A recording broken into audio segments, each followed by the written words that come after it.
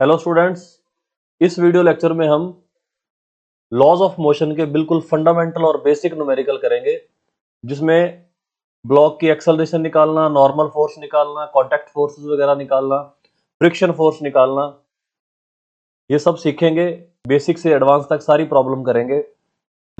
बिना देरी किए स्टार्ट करते हैं क्लास। देखो, आपको स्क्रीन पे ये सिस्टम नजर आ रहा है। ऐसे कई सिस्टम बना रखे हैं हमने। ये सिंगल ब्लॉक प्रॉब्लम है, ये प्रॉब्लम 2, प्रॉब्लम 3, प्रॉब्लम 4, प्रॉब्लम 5, ऐसे 6, 7 और ये 8। तो यहाँ पे 8 प्रॉब्लम्स नजर आई आपको।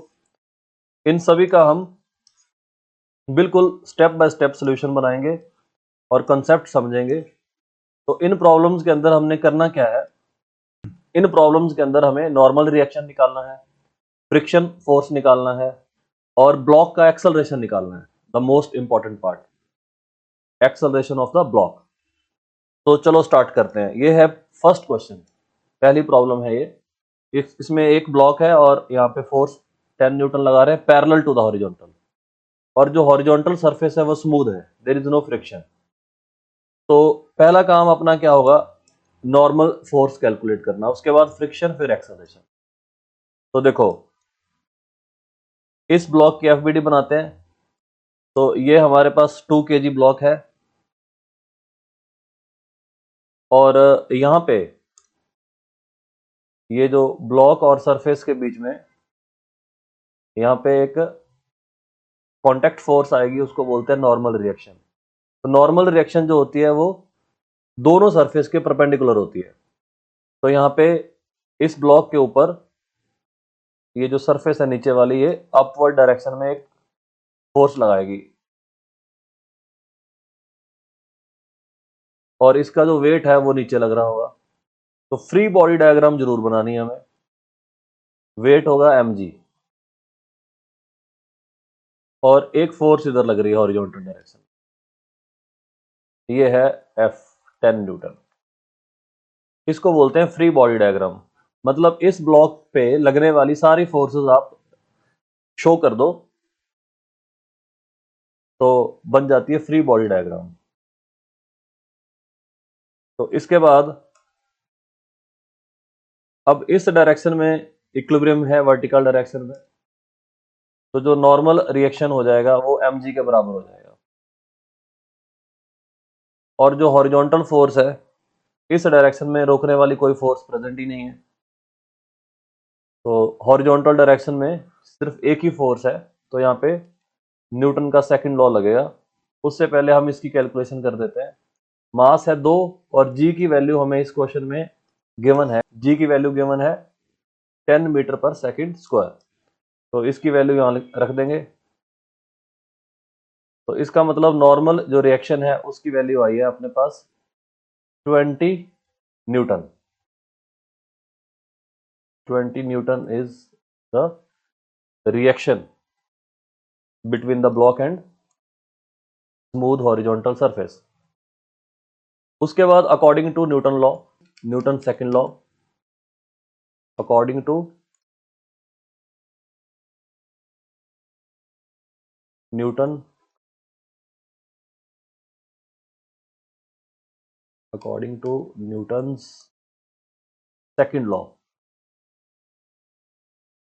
न्यूटन सेकंड लॉ क्या कहता है, F net is equal to M A, mass into acceleration.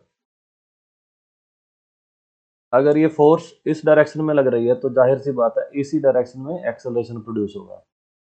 तो इस ब्लॉक पे एक्सेलरेशन भी इसी डायरेक्शन में आएगा। तो यहाँ पे F net is equal to M A. तो ए क्या हो जाता है, net force divided by mass. तो यहाँ पे फ्रिक्शन फोर्स है ही नहीं, तो फ्रिक्शन फोर्स 0 है। तो स्टार्टिंग में लिख देते हैं फ्रिक्शन फोर्स क्या है, 0। स्मूथ सरफेस होने की वजह से फ्रिक्शन फोर्स 0 है। तो हॉरिजॉन्टल डायरेक्शन में 10 और मास कितना है इसका, 2। तो एक्सेलरेशन आ गया अपने पास 5 मीटर पर सेकेंड स्क्वायर। तो पहली प्रॉब्लम हमने सॉल्व कर दी, तीनों चीजें निकाल दी। नॉर्मल 20 न्यूटन, एक्सेलरेशन 5 मीटर पर सेकंड स्क्वायर और फ्रिक्शन फोर्स 0। तो सारे जो आंसर थे हमने कर दिए, बिल्कुल बेसिक बच्चों वाली प्रॉब्लम। लेकिन इसमें फ्री बॉडी डायग्राम जो है, ये कॉन्सेप्ट इंपॉर्टेंट है। तो जो नॉर्मल रिएक्शन होती है, ये बेसिकली इसको समझना है। नॉर्मल रिएक्शन जब भी लगेगी तो ये जो नीचे वाली सरफेस है, ये जो नीचे वाली सरफेस है, इस पे इस तरीके से लगेगी, और जो ब्लॉक है, ब्लॉक पे ऐसे ऊपर को लगेगी। सेम नॉर्मल रिएक्शन है, और इस ब्लॉक का जो वेट होता है वो नीचे को लग रहा होता है mg। इसीलिए हम फ्री बॉडी डायग्राम जब ब्लॉक की बनाते हैं, तो ये जो नॉर्मल नजर आ रही है, ये वाली अपवर्ड एरो, इसको ऊपर दिखा देते हैं ऐसे सिंप्लिसिटी के लिए, और वेट तो नीचे है ही, ये है। तो this is the FBD of block.